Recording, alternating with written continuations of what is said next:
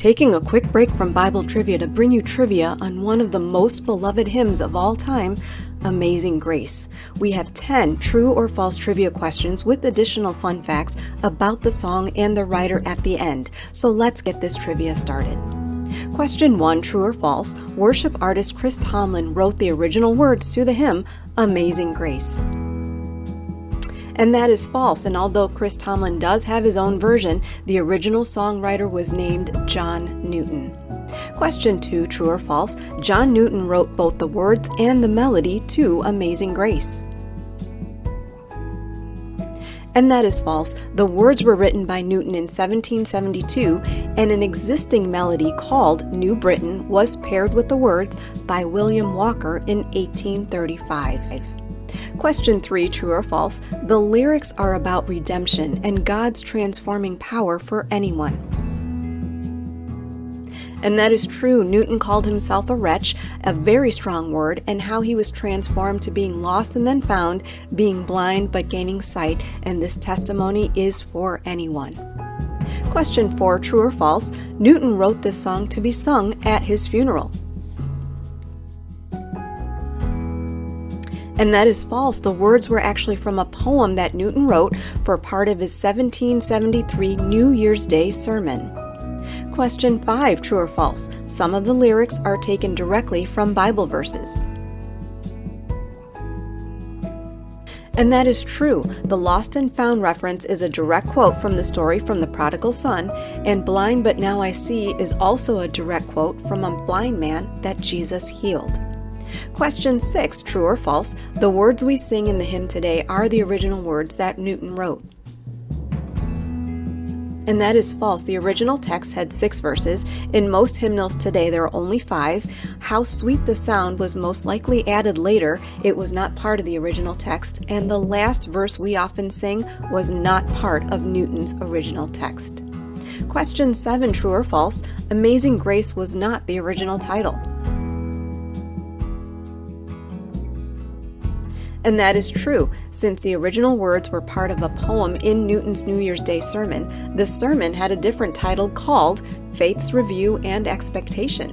Dwight Moody and Ira Sankey are 2 composers who are credited for giving the song its title, which inherently is just the first 2 words of the song. Question 8, true or false? Newton's sermon and the inspiration behind Amazing Grace does not come from the New Testament, but the Old Testament. And that is true. Newton's sermon was on David thanking God for undeserved favor found in the Old Testament book of 1 Chronicles. Question 9, true or false? Newton understood that we all deserve grace and we can easily earn it from God. And that is absolutely false. Grace is not based on our good works or our own merit, but as Newton puts it, grace appeared when we first believed. Question 10, true or false? There is some data to support that Amazing Grace is sung roughly about 10 million times a year. And this is true, and this fact was shared with you just to let you know that this hymn still holds such value and has withstood the test of time. Now to share with you the original 6 verses that Newton wrote. Amazing grace that saved a wretch like me. I once was lost, but now am found. Was blind, but now I see. 'Twas grace that taught my heart to fear, and grace my fears relieved. How precious did that grace appear the hour I first believed. Through many dangers, toils, and snares I have already come. 'Tis grace hath brought me safe thus far, and grace will lead me home. The Lord has promised good to me, His word my hope secures. He will my shield and portion be, as long as life endures. Yes, when this flesh and heart shall fail, and mortal life shall cease, I shall possess within the veil a life of joy and peace. The earth shall soon dissolve like snow, the sun forbear to shine, but God who called me here below will be forever mine. Now on to what we know and sing today. The original text had 6 verses. 2 of these verses were removed, and this next verse was added. When we've been there 10,000 years, bright shining as the sun, we've no less days to sing God's praise than when we'd first begun. In this last added verse, the entirety of the original text is in the first person pronoun of I, me, and my. But this last verse is the only verse that uses the third person pronoun of we. There is some discussion that this verse was taken from another hymn that had over 70 verses and was added to Amazing Grace, but you can do your own research to verify that. And some facts about John Newton: he was a slave trader turned minister.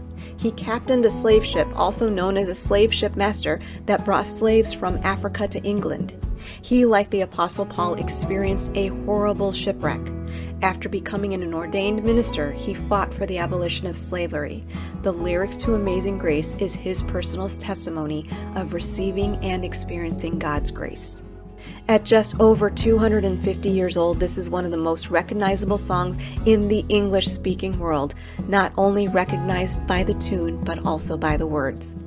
All the facts given to you today was for fun, trivia, and educational purposes. We always encourage our viewers to further research any of the information presented.